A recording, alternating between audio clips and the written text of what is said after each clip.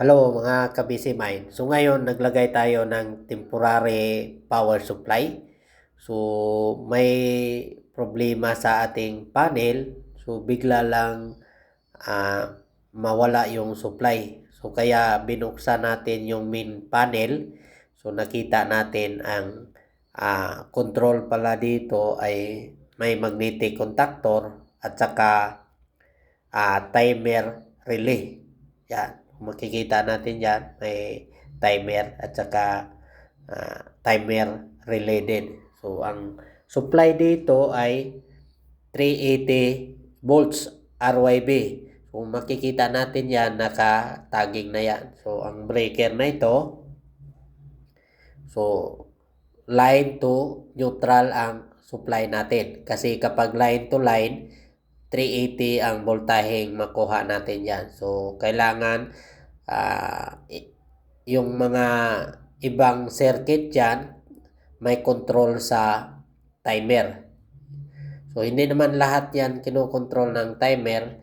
Meron din na ibang circuit yan. Kung makikita natin yung magnetic contactor na yan, yung load side na yan, papunta yan sa mga breaker.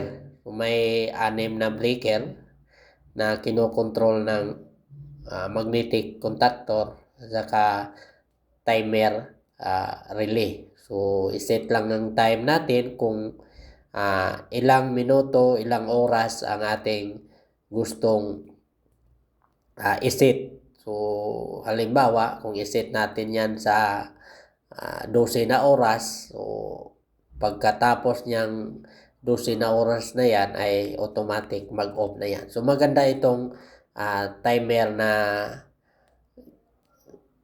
ginagamit natin sa mga control ng mga ilaw o anumang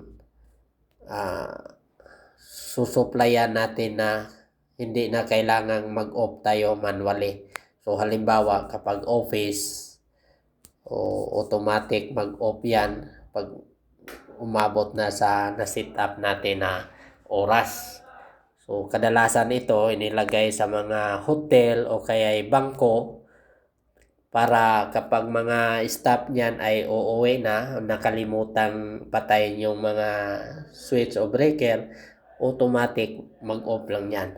So, yan ang gamit ng mga control na ito. Okay? Kung may idea din kayo sa mga electrical, sa motor control, timer, at sa mga electronic system, paki-share naman sa comment section. Okay? Bye-bye mga ka-busy mind.